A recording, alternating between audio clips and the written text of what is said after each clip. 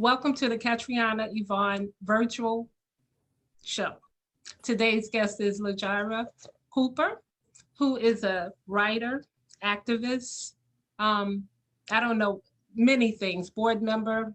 I'm just going to let her tell us how she wants to introduce herself. Welcome. Thank you.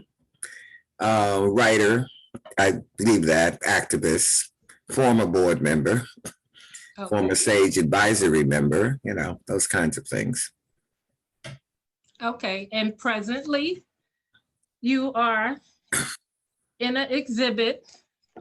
Can you tell us about the exhibit and where it's I located? said it's been extended. It's called Not Another Second, and it's at the Watermark, which is a retirement community at 21 Clark Street. Okay.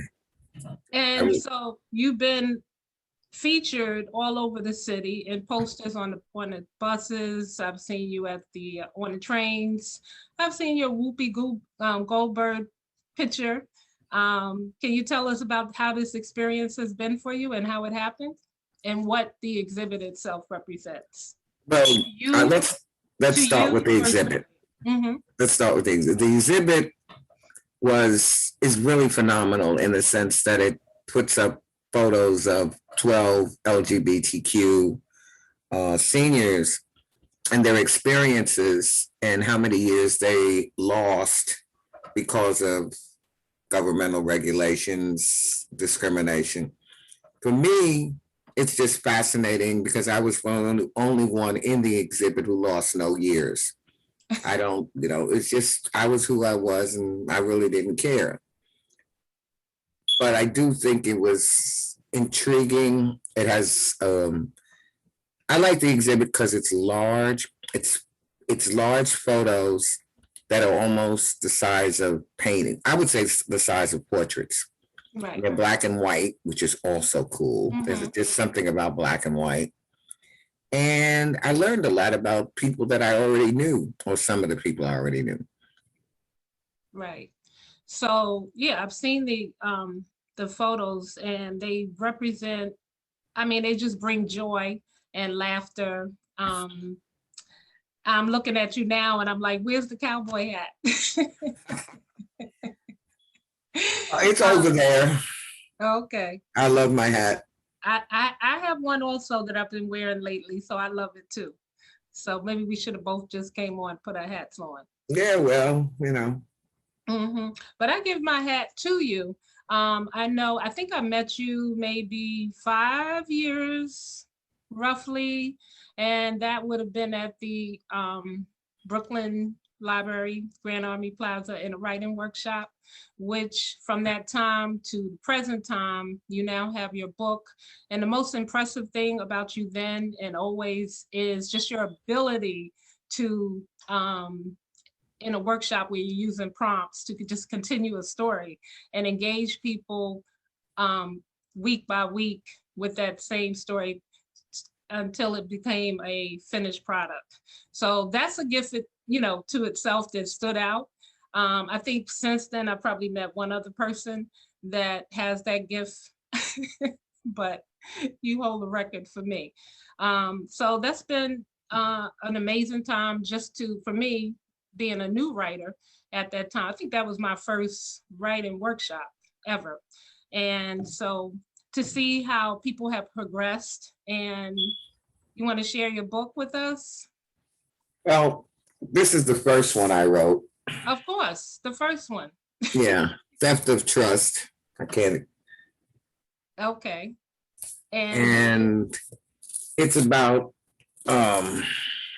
technically it's about a preacher who's a pedophile who gets his comeuppance 25 years later. Basically, that's with a kick-ass cop who really doesn't give two craps about the system because she's rich. And when they decide to bother her, she can always say, I don't need this job. Okay. And when did you start writing this book? I don't even know when I don't really remember when I started writing it. I know it was published in like 2009, and I finally just got around to finishing the second book. You know, life gets in the way. Mhm. Well, not publishing, actually sending to a publisher. But well, I think what I said about this book, it took 15 years to write it, but a year to sit down and write it because I Right. was thinking about it for a long time. Yeah. And they at that time my characters didn't do what they do now, which is continually talk to me. I can't even go to sleep because suddenly they decide, well, you got to do this. And I have to get up and write all this stuff down. So I have a list of stuff that my characters may or may not do. Okay. So with that, so would this happens continuously? So what time does this, I guess your muse would appear? Do you find that this happens at the same time every night, or is it just random? It happens when I decide to go to bed. Whatever time I decide to go to bed, that's the time they decide to speak. And I usually, first thing in the morning, get up and start writing. Maybe not on what I scribble down, which is why I keep a pad by my bed. Maybe it's not what I scribble down, but it's a list of things. Like I'm working on book 3, and there's been some issues with my character because she's been suspended. Mm-hmm. But is she working while she's suspended? And of course she is. She's gathering information from her detectives, and she's having an affair with this woman whom is very strange. And so there's stuff going on even while she's suspended. So then, it's like one of the things I was making a list about the people who might have committed the murder. We need all their background information. So there's a lot of questions she's going to have to ask whether her people got the answers while she was suspended. Mm-hmm. Wow. Okay. And how did this book originally come to you? The first book, I don't know. The character, for the first book, the character came first because I was reading John Sanford. It's John Sanford. And he had a character who was a Minneapolis police detective who was rich. Mm-hmm. And so I said, well, why can't she be a New Yorker, Black, lesbian, and rich? Mm-hmm. So the character came first, and then the idea about, and probably from an article about priests molesting children. Right. And I decided, since I'm not Catholic, why don't we make it a preacher? Mm-hmm. Great. Okay. So and the part that you were saying about how the characters come to you and when you started writing and actually did write it. That's a common theme that I've heard people say, that even have bestsellers, and they're like, oh, I started writing this book when I was 30 and I finished it at 40. But had I wrote it at 30, it wouldn't be the book it is. And so from listening to people, I think that a part of the whole book process is sometimes you do have to sit with it until it comes fully to you. And then you just embrace that time and go forward. And I think as a writer, and I don't know, maybe you may agree or disagree, that,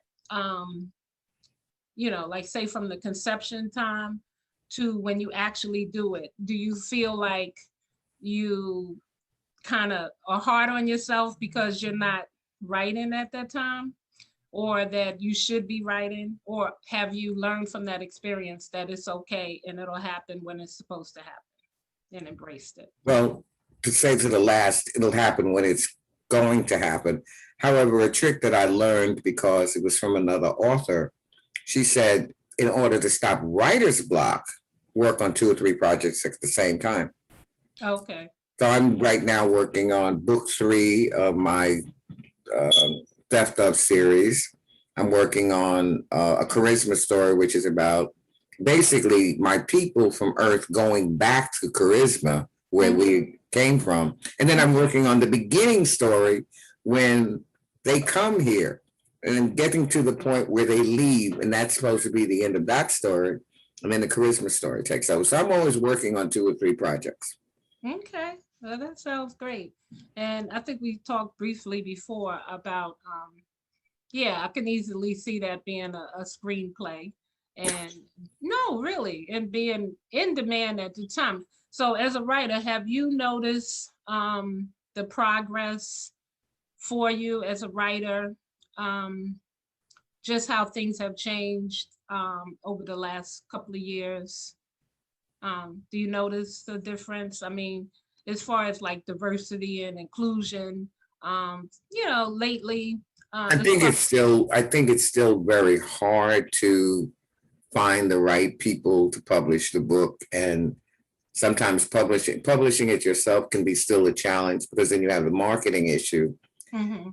So, but at the present moment, I'm just writing because I figure the more I write, eventually, once I send it out, which I just sent book two out to another publisher, it's out of my hands. I have nothing to do with it. I leave it to the universe. If it gets Mhm. accepted, fine.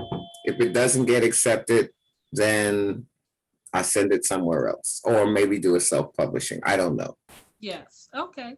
Well, that sounds like, a good way to go.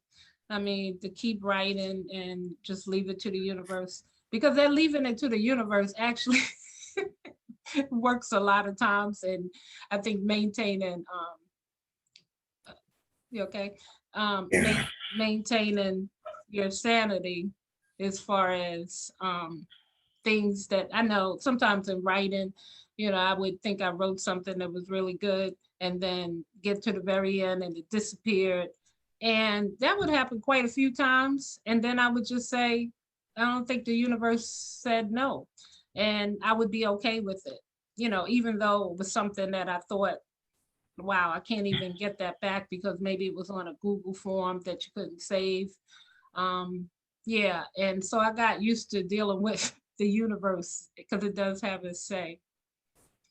So, The so, thing, the one of the things everybody keeps telling me about screenwriting, mm-hmm, and my challenge right now is really just to find out how to do it. And fortunately, I have this group that I belong to called Kevin Powell's Writing Workshop. mm-hmm, And one of the things we're going to have tomorrow is for script writers. mm-hmm. Okay. So maybe I'll get some insight into how I'm supposed to do this. Only thing I thought about was there's a scene in my charisma book which has not happened yet. I've probably played with it, but it's about a trial. And it Mm-hmm, made me think about 12 Angry Men. mm-hmm. So it makes me think about just taking that particular scene and turning it into a script Okay. because it's so focused, it's in one place, and I don't have to worry about lots of exteriors and interiors.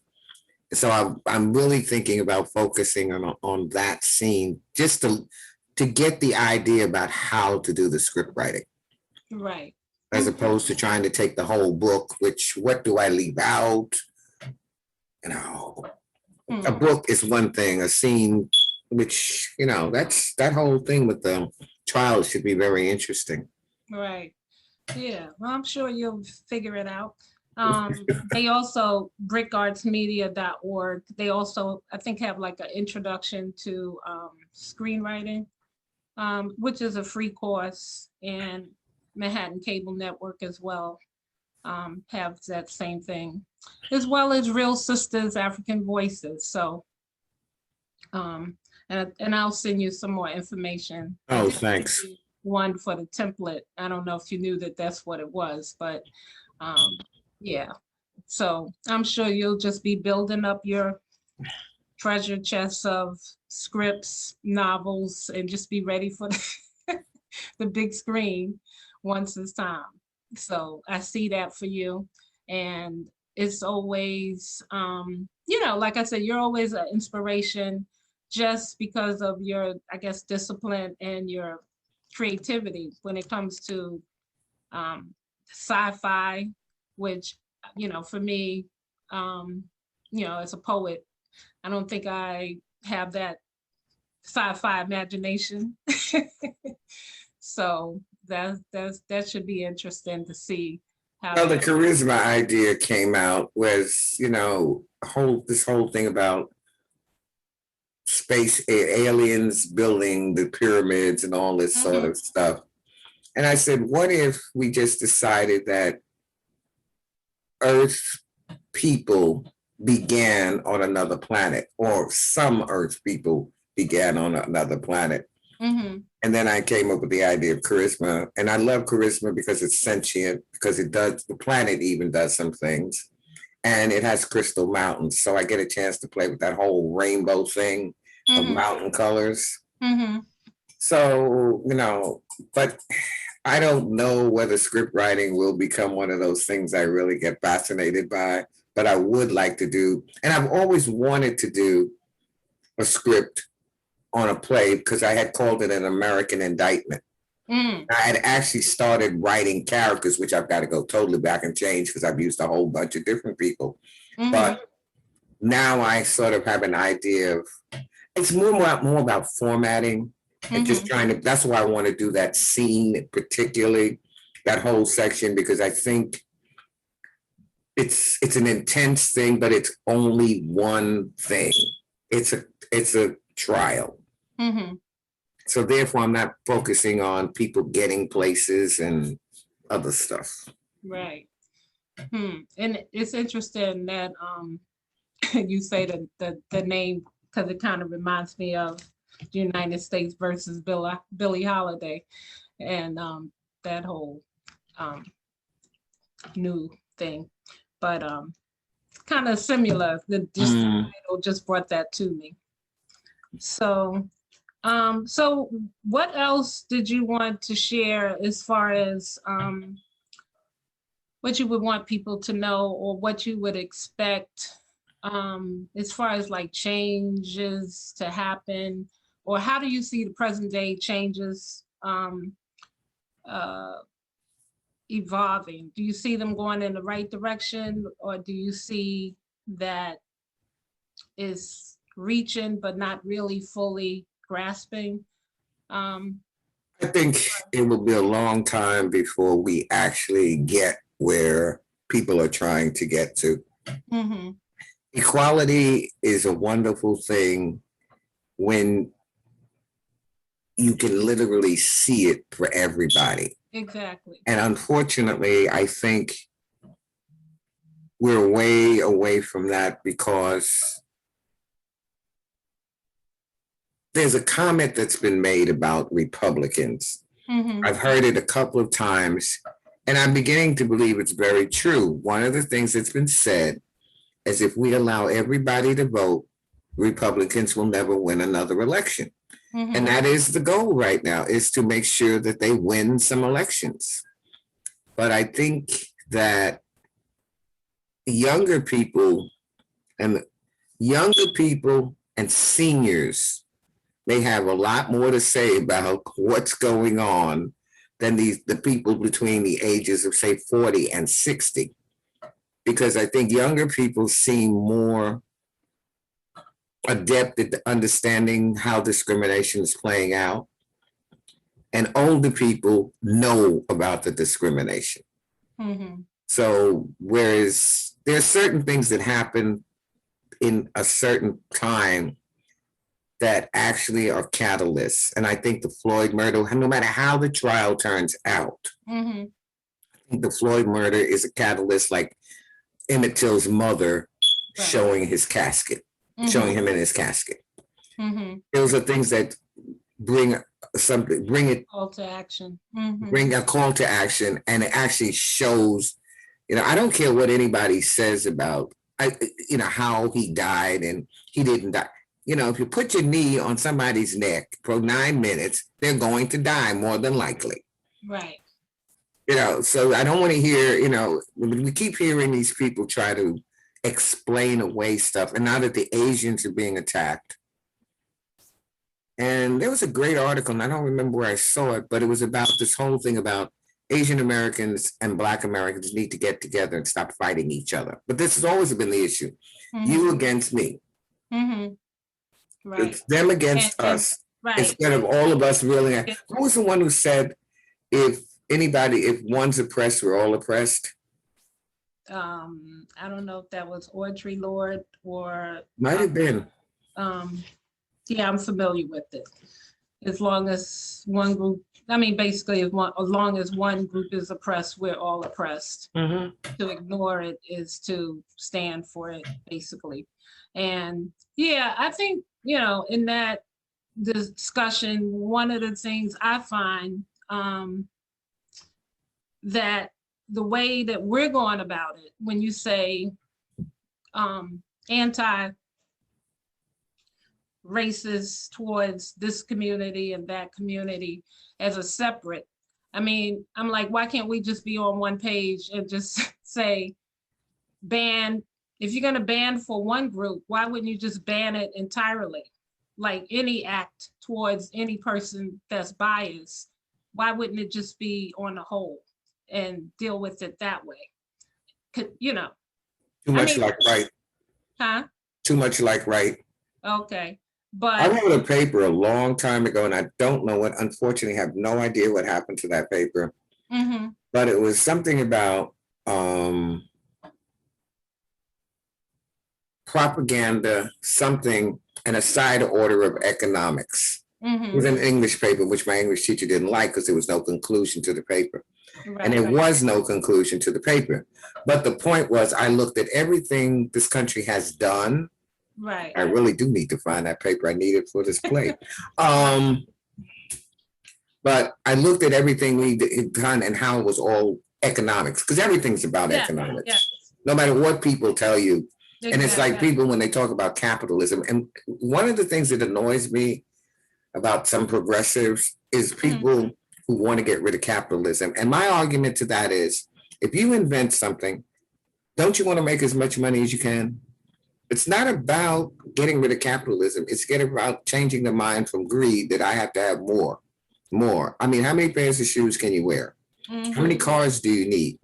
I mean, I can see somebody having a city house and a country place. I see that, a vacation place.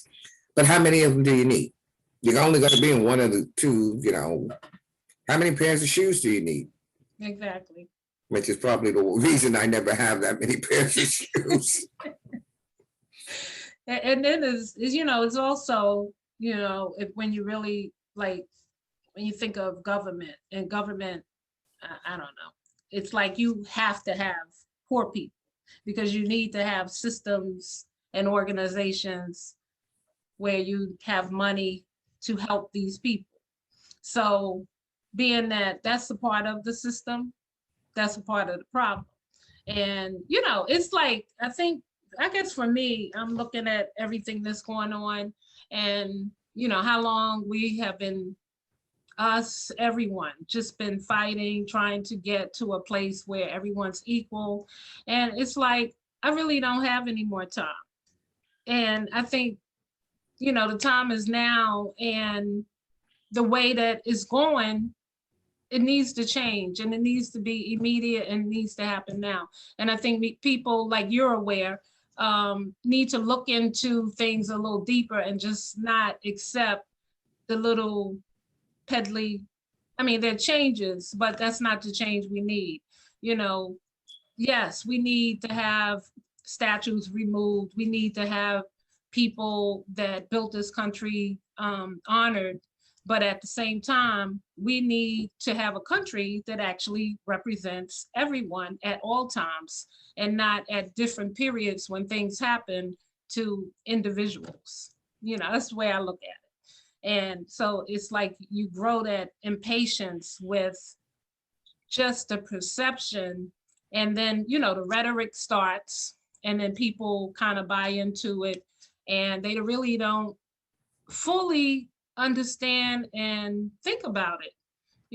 So I just want people to think about what's going on and the changes, and ask themselves, is this really how we want it?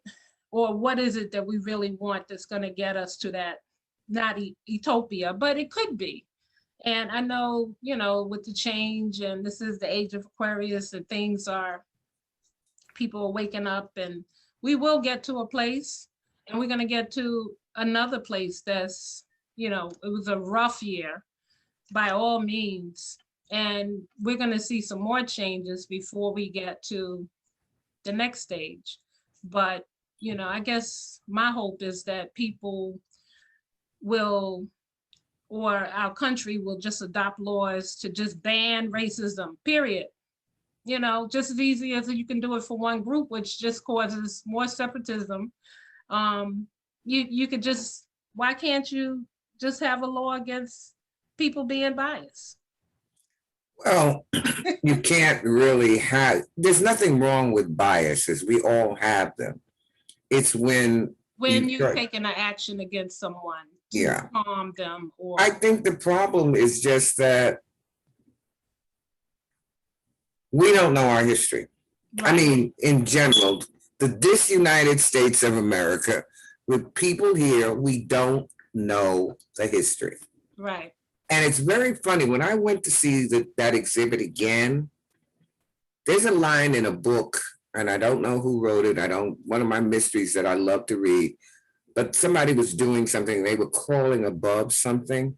Mm-hmm. And the two guys, and one of the guys says something about, what if they hear us? And the guy says, people don't look up. And funny thing was, when I went back to see the Not Another Second exhibit, there was a banner going across the upper part of the wall I had not noticed before. Oh. And it was looking at the gains that LGBT plus people had made. And it was quite intriguing when I was reading it, because I realized we don't look up. Right. And trying to get people to understand that we're all human, and no matter how racism affects everybody. One of the things I also thought about was something that Mother Teresa said. She wouldn't go to an anti-war rally. She went to a peace rally. Right. And I think that's a wording thing. Yes. And how do you change this from anti-racism to something else? What word will we use? When the usage of words in terms of what people go after to achieve, I'm always conscious of words. So it's like, if we're fighting for equality and we're fighting, I'm like, no, that's not going to happen, because you're using a negative word to, the mind is what's going to create all these actions. So fight for, like, say, for example, would be better tomorrows, something with a positive word, the thing that we actually want versus the thing that we don't want. It's not gonna, it won't work. So, even in using the word just now, it's not, and it cannot be included in that.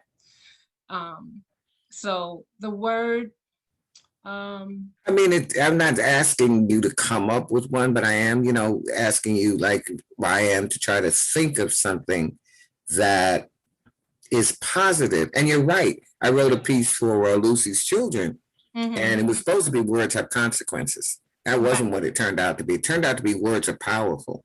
Right. Because that's where the theme went. And realizing what you say about yourself and others becomes a law unto your own. Right. So I don't label people anymore. I just have more problems when that person was in office, because people would start calling him names. And I would say, no, he's not a 2-year-old. He acts like a 2-year-old. There's a difference between saying somebody acts that way and calling them that. Right. Because we had enough of that labeling. Right. Right. And I think that's a challenge, where people have to, first of all, realize what they're saying and find better ways to say it. And it's something I really do want to think about, in how we can phrase this better, because anti-racism is still talking about racism, mm-hmm. which is what we don't want to talk about. Exactly. Right. So let's go back. And tell me some, so are you from, no, let me finish that point. What would it, I believe I was going to say it seemed like you would come up this utopia, that you write about your place, in It's the not, name, it's not a utopia. That right, I've always, because right. it's You not a said utopia or a dystopia, because my character realizes people bring their prejudices with them. The goal of the major overarching rule is do no harm. right, That's actually written in their constitution. It's on their wall in the Wisdom Council. And that's the point. But it's right, not a utopia, because I realize people are going to commit murders, they're going to steal. right, But the goal is to try to not do any harm. right, right, And I think that's a Buddhist thought, and taking that, how do I translate that into something earthly? oh, But, this conversation, though, I shouldn't say I hate to say it, but what it's going to make me do is really go look at American Indictment, right. Mm-hmm. because I think it's going to be refocused from where it was going, because it was supposed to be about a dictator taking over the world, Mm-hmm. which it still probably has.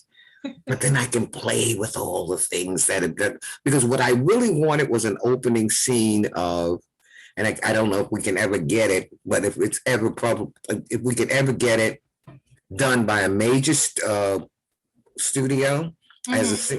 they could use what a Nina Simone song, because Right. the ones who are never going to change and say I'm superior, you're never going to change. Mm-hmm.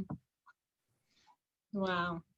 Yeah, but I think the point of like having the discussion is to have people awaken and to really consider what is happening and investigate deeper and Oh yeah.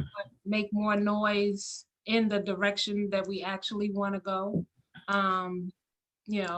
For peace, just to keep moving in that forward progression. And that's an important conversation to have that's not being told. So, it's a troubling time, in the sense that we don't know which way this country is headed. Now we've got probably 3 years of sort of relative peace without the rhetoric that we were getting, that was spewed out every day. mhm, But what happens with the next election? And what happens in the Senate because that's coming up in 2022. What's happening in the next presidential election? right, And back to, the whole point about we have been miseducated. And I mean, everybody's been miseducated. Because remember when Hidden Figures came out? mm-hmm. And I laughed about it, because I said, oh, that's a real play on words for the story, because the women who created it were hidden, and then we didn't know about the figures that they created. Mm-hmm. And there's a story I read about recently about some slave escaping, and he was giving out business cards to the Underground Railroad. Mm-hmm. He was and then there's the boat captain, the guy who escapes, who steals a Southern boat, and they actually end up using it to help the Northern Army. So these are things we don't know. Right. Or there was a Japanese story recently where, when during World War II, this Japanese person, obviously in Japan, was giving escape vouchers to Jewish people. Mm-hmm. These are the things we don't know about. Right. Well, it's a country that has taught history that wasn't really history. And to those that know, and to others, I think, and that's a part of, I think, that what happened with the awakening that's going on now.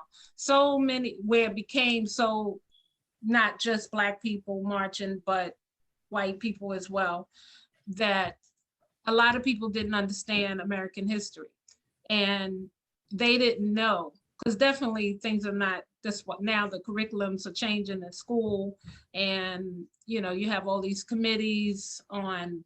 I think California just changed theirs first, and there's some uproar about what they'll be teaching, but it's a step in the right direction. And if you don't know history, and you have a lot of propaganda that fuels where we continue to be. And it's like when people come to the country, it's always, I think through history, it was always whoever was last to come was the people that were kind of shunned or condemned. So that's a part of the problem. And when you don't know the actual history of the contributions from Black America, basically building a country, and with nothing, where everyone else was given not reparations, but things to people that were indentured slaves, and Europeans all given land, and we were always putting redline communities, weren't given loans, just continued to be left out. And that was the law. And that's the part that people don't understand. It's not a case of, well, why can't these people do this? Everyone else comes here and they open up businesses. That's the part that needs to be investigated by others. So why is it like that? Know the why. And then you wouldn't have the judgment that you have. Investigate the 14th Amendment and what that meant to other immigrants being able to just have the rights that Black Americans are still trying to get. There was a great special. I don't know if you get a chance. It was on Netflix, Amend, about the 14th Amendment. No, I haven't seen it yet, but I know it's there. Yeah, it may be, I don't know, it had a date to go off, but I think that did a pretty good breakdown. Not intensive, but it was pretty good. So, I mean, I think those kinds of shows usually, I think one of the things that people try to do with those kind of shows is get people to go investigate. Yes, exactly. We'll give you some information, but there's some stuff you need to go look up yourself. Right. And I think, as we grow, I mean, I remember when I was taking some class, we looked at the differences between the Texas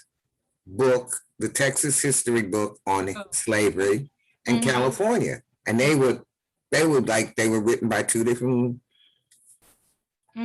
ideas, countries. And the point is, history is always written by the side who won. It's like, I glorify the native people when with Custer. Custer's last stand is perfect. But you have things like a Wounded Knee where you just go massacre people because you decided that somebody took a shot at somebody, which you don't know if that's what happened.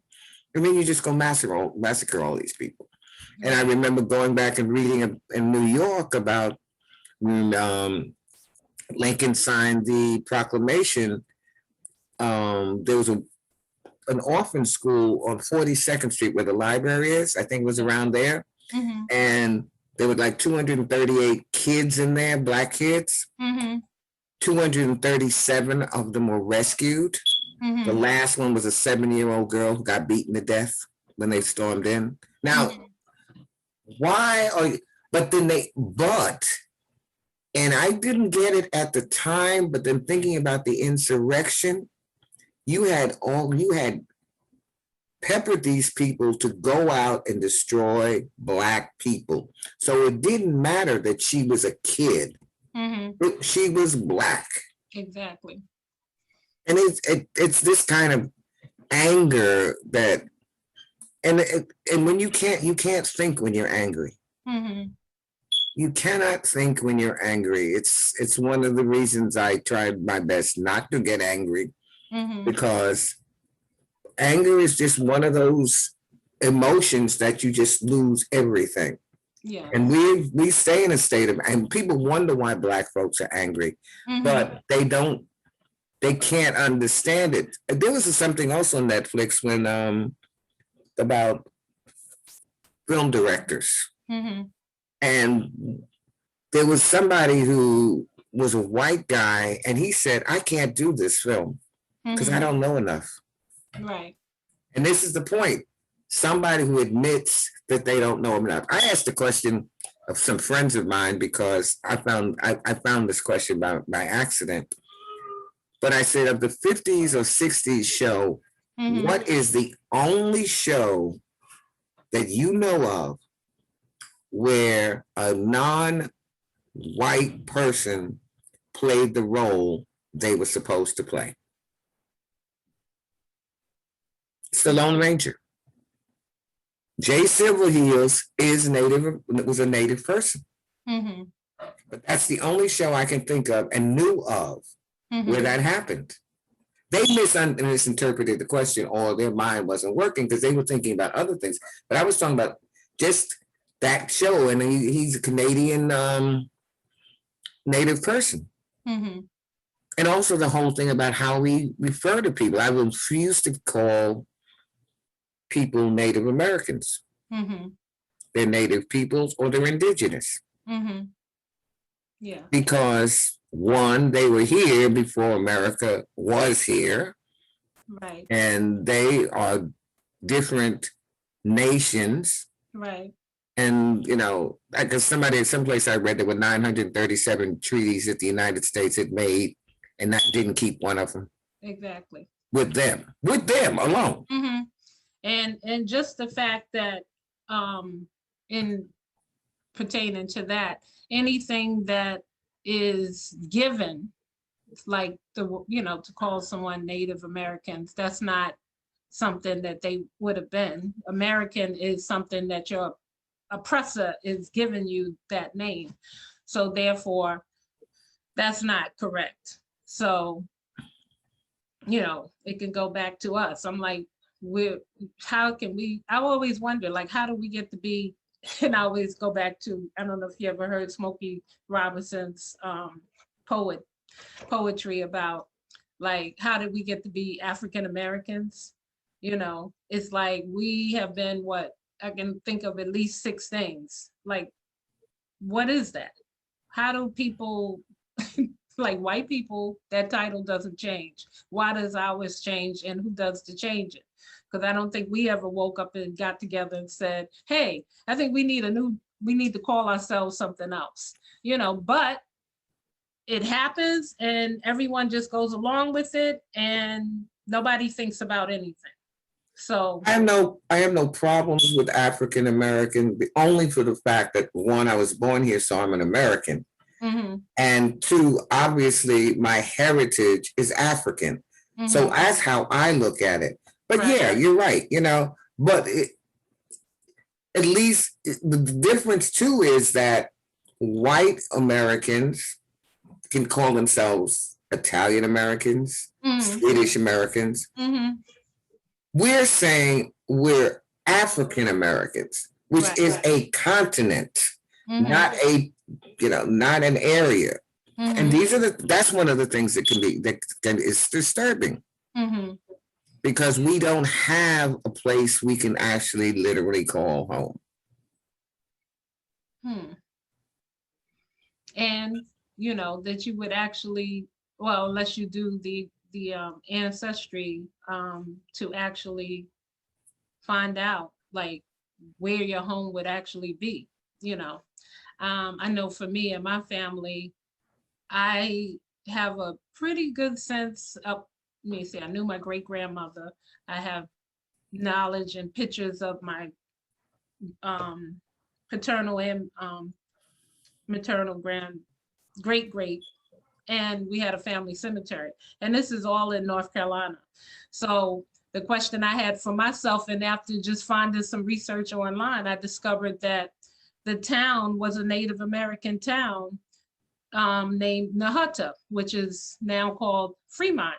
That just like everything else, some people came and I guess decided to take over the town, call it what they call it now. And that was that. So that led me to, like when I do my further investigation, because it's like, we have I have like generations, like in this same place. And so I'm like, of course, just like Tina Turner, she used to say she, most people always say they're Cherokee. And I think that's just based on people just not loving themselves at that time and not wanting to be what they were. So to say that you're something other than what you are and appreciating it, people would, pick the other things that is a part of them. And when she did her ancestry, she had no Native American blood, and she had a large percentage of European blood. So that was a shock to her from Nutbush, Tennessee. And, then there's just the fact that she ends up moving out of the US. But that was interesting. And, time after time, people find that. So who's to say, even, I'm sure a large percentage of people do come from Africa.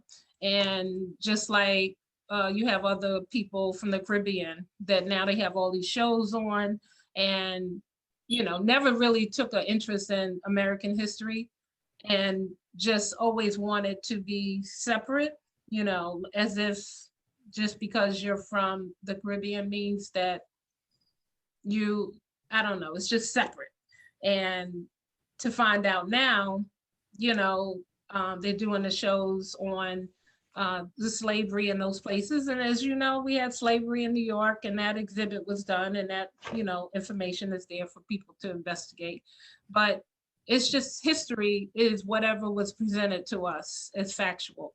And I think probably the strongest thing that people can do now is just to wake up, investigate, do the homework, and make better decisions, for us to go forward. And just not base it on what's been being thrown at us to be politically correct. And, with the investigation, you'll probably find that it's not. So. On that director's show the other day, there was an interesting comment by an actor who played Othello. Mm-hmm. The British were very upset about a Black man playing Othello. And my reaction to that when I was listening to him talk about it, I said, wasn't Othello a Moor? Yes, he was. Duh. Yeah. It's those kind of things that you're so used to seeing. I remember it was going back to John Sanford. It was very interesting. When he wrote about his Minneapolis cop, Lucas Davenport, he just said he was a police officer. He drove a red Porsche. He was rich and blah, blah, blah. Mm-hmm. Instantly, Minneapolis, you think white. But when it was done on TV, Eric LaSalle played Lucas Davenport. Mm-hmm. And I remember having this discussion with this woman because I said something like that. And she said, but he never said what color Davenport was. Mm-hmm. So it was one of those things about how our preconceptions dictate what we're expecting. Right. Because that was just really funny when we were talking about it, and I realized he was never described with a color. And I realized one of my other authors does the same thing. J.D. Robb has never actually, other than O'Rourke, who she says is Irish, she's never described Eve as white. Now that would be I don't ever want to see them make a movie of these because these people are so gorgeous and so perfect. I just can't see them doing a new, but then the same way I feel about my characters. But at the same time, it's sort of like, what if she isn't what we most are perceiving that she might be? We don't know. Right. And not me, I was very distinct about my characters. Although I had a friend who read my stories and said, I thought your people were white. And I wanted to ask her, why would I be writing about white people? Unfortunately, she died last year. But that was a question I had for her when if you looked at how I described them, and I Right, did, I was very, because Moore is always described as milk chocolate by her wife, and right, Lauren's always described as cinnamon color. right. I just like those combinations. Mm-hmm. So, how, so she must have missed it, or that she just, but it was like, why would I be writing about white people? Right, Not that I'm anti-white people, because I'm not, right, but why would I be writing about them? If you know me, why would I, whatever. right. I don't And think then, I have any white people. I have people that I've never described what their right, skin tone is. So right, they could be white people. Because I'm not, that's not what's interesting. It's more about the right. character. The Who is people, this person? right, they're people. And Mhm. that reminds me of an interview with Toni Morrison some years Oh, back when she was asked if she was ever going to write about, white, about white characters, and she's like, why? Like she didn't plan to. Like, why should she? And that's a question that I don't think anyone would ever think to ask a white person. Like, do you plan to write a story one day and about Black people? Which in reality, we get stories that are not, well, some, yeah, they end up being written by white people for a general audience, but not in the perspective that would be the truth as we know it. And that's yeah. usually the problem. Yeah, it just makes me I have a question. I'm going to have to ask a friend of mine because she's a writer, and she has this character, PJ. Can't remember PJ's last name, but her main character is Chiara Corelli, who's Italian. And Hmm. PJ is her partner. Now, from all the descriptions, do we know PJ is African American? Hmm. And I wonder, did she actually think about that, or did that just come out? Because sometimes I don't think most people think about their characters in terms of color. Hmm. I think they think about their characters in terms of character. So Right. one of these days when I talk to Catherine Mayorisi, I said, did you actually think about PJ being an African American? And I'd have to go back and read the first book though before I do that, because I've read all three, and there may be something in there but she does have some African American characters in her book. Hmm. Hmm. But, and it's like she's written some scenes in Harlem where these people are meeting some Harlem people, which by virtue of the fact that they're in Harlem, Right. you automatically make that assumption they're Black. Hmm. Hmm. Hmm. But she doesn't say it. Right. So, and I love her books. I mean, I Hmm. just love her books anyway. But it's just, keep asking her, where's the fourth one? Uh, he says, no pressure, no pressure. But, writing just frees you to do whatever you want with your people. I don't necessarily have to give them a color. Hmm. I don't necessarily have to make them male or female. It's how they present. As a Right. writer, that's how they present themselves to you. Right. I would probably be in a like the way you write. I'm not for me, just in general, I'm not very descriptive.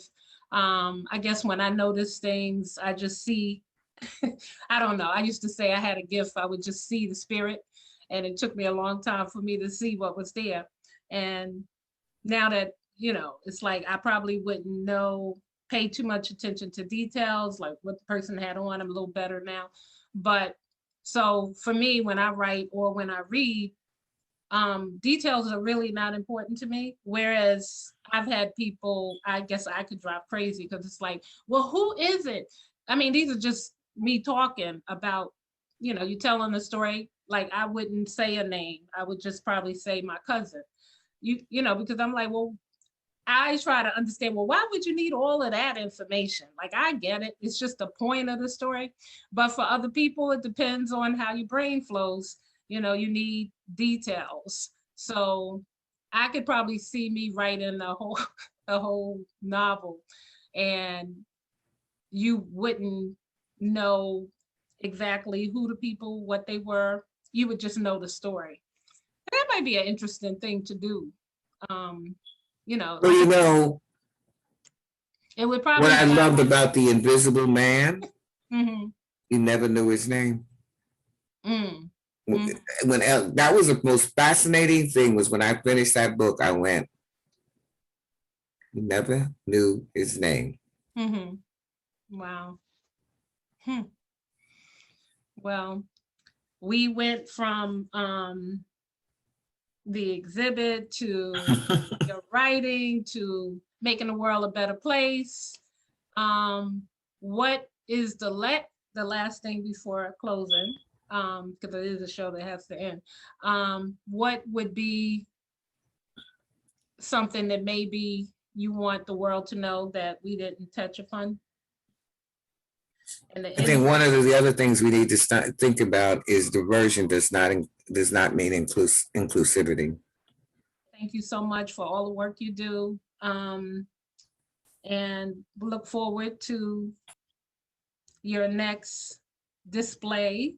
I'm sure you'll be in something else. And I'm happy that the world is embracing you and that you're covering the city. Yeah, I was in, just to let you know, I'm in a book called Lived Experiences, Reflections on LGBTQ Life. I'm also in a book called 2020, the year that it changed America. And Airbnb, of course, had their video in 2019 of 50 years of connecting pride. Wow, great. And I didn't answer your original question, how it started. It started with Sage in really 2019 and all the interviews I did. Right. Great. Well, it happened, and it'll, the books are there, you're in it, your voice is there. So all of that it's the word, and the word will carry on forever. Because once it's a word, it just goes. So true enough. That's great. Well, I thank you. I want to thank you. Like, I think it's on my computer, but as you can see from my experience today, I don't really go on this, and I wasn't aware that Messenger is on it, but I don't have it on my phone, and basically I use my phone for everything. So I'm always writing messages, please, I can't get your message, I'm not on Messenger, because I'm like open. I give my phone number, my email, I'm reachable. So I just don't connect to the whole, why you got to go on WhatsApp. I don't check any of these things because they're not really a part of my everyday, because I'm a talker, as you can tell. So I still call people and talk, and, people text me, and that's how I relate. But that's like, I guess it's foreign to a lot of people. So, okay. Well, thank you for your time once again, and continue your day. And thanks for giving this hour or so to me, and for your patience. You're welcome. Thank you. And just send me a link and with all the books, and I'll include that in this. I guess this will air maybe in May, but I'll send you all the information at that time. Okay. So thank you and have a great day. You too. Take care. Stay safe. Okay. Bye-bye. Bye-bye. I'm Katriani Vaughn, and that concludes our interview with Lajira Cooper. Stay tuned for more to come.